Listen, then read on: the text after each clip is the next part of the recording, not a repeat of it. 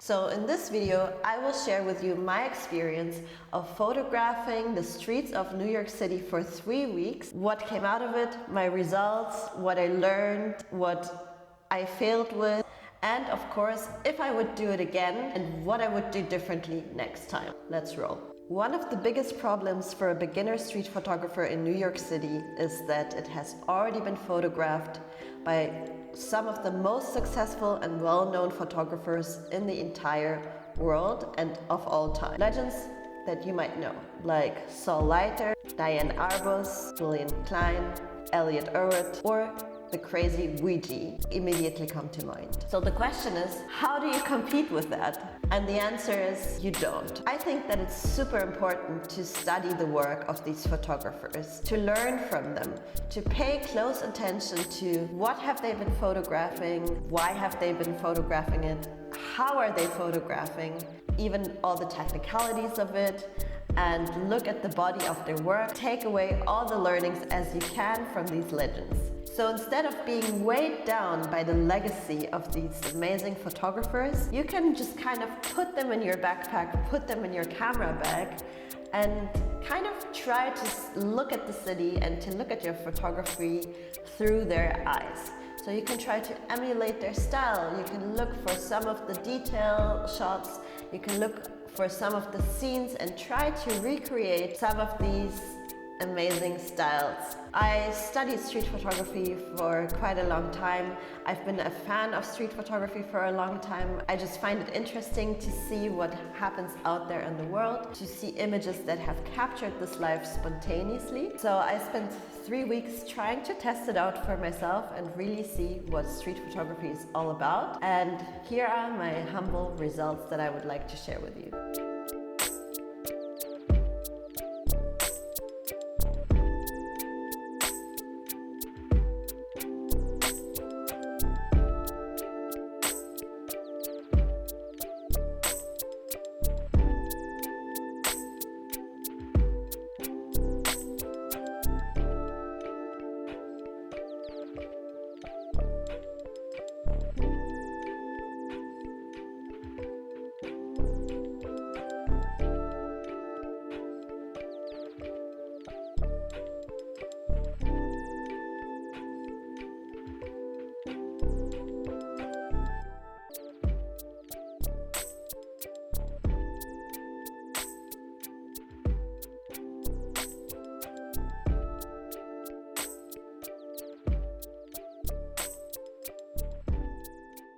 So that's it. That was my edit that came out of 3 weeks shooting in New York City. And I would like to know, what did you think of it? Like this video if you want me to show more projects like this. This was actually the first time that I showed a personal project like this to the world. And also comment please on which images you liked, which images you didn't like, and tell me why. I would be really interested to hear from you. Alright, so now that I showed you some of the results, I would like to share with you my process of how I was approaching it, how I spent the 3 weeks. So basically, I was there for 20 days and I was out shooting for about 18 days. So I would kind of pick a location in the city, like a borough that I would be interested in for the day. And in the morning, I would just leave my Airbnb and I would pick up my camera and go to that location. And then I would be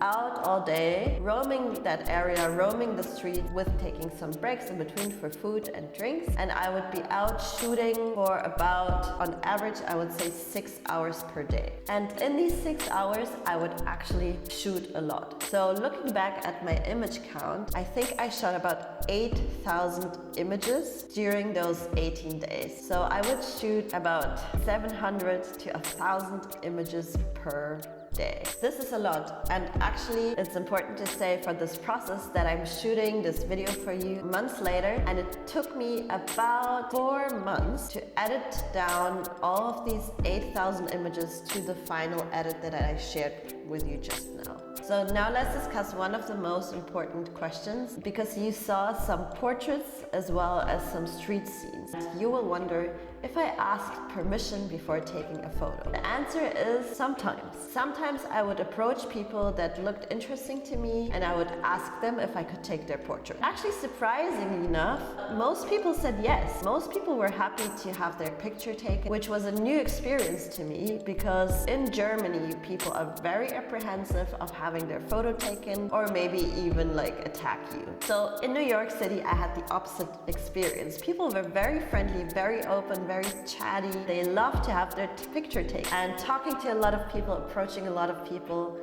To be fair, it took me a couple of days to sort of warm up to this. So I think the first 4 days I spent just shooting kind of street scenes, still lives, and I was too shy to approach and ask people. On the 4th day, I finally kind of jumped into cold water and asked people if I could take their portrait. So what was I looking for in my photography in general? I was looking for this decisive moment sometimes, which was probably the hardest thing to get. I was looking for interesting composition, I was looking for a lot of color, and I was looking for a play between shade and light. The light in New York City is super beautiful. The last thing that I was looking for were interesting characters. So I would always be on the lookout for interesting characters to cast in my photos. In New York City, there's a lot of interesting people on every street corner. You just kind of have to stop them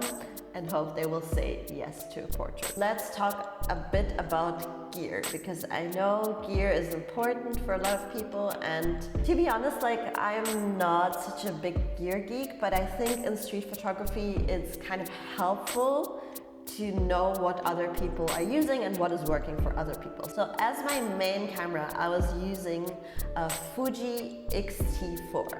And why I was using this camera, for one, is that it's my only digital camera that I have, and I decided to shoot this project on digital because I knew that I would be shooting a lot of pictures. I didn't want to restrict myself by the amount of footage I was able to shoot. If you shoot film, you will be restricted just by money constraints. Street photography, I kind of knew that you have to shoot a lot of images to get those few gold nuggets. I don't know if I achieved this, but I definitely shot a lot of images just to practice, just to get out there and not to be thinking about my frames. And yes, there's definitely drawbacks to this approach. A lot of images that I shot were just kind of waste. They were complete trash, but it didn't matter so much in this instance because I was kind of learning the process and coming closer to what is interesting to me in street photography. As for the settings that I was using with my camera, first I was probably using something like 200ths of a second for the most part, just because I wanted to have no motion blur. I was using something like 400 ISO for the most part because I find that the dynamic range is great in that area, and I was shooting on, say, f4 to f11 with probably f5.6 being the most aperture that I use. And in terms of my lens, I was using the Fujinon 35mm 2.0 lens, which is a fixed lens and it's on a crop sensor, so it's an equivalent of a 50mm lens. What were my biggest learnings, my biggest takeaways from doing this 3-week crazy experiment?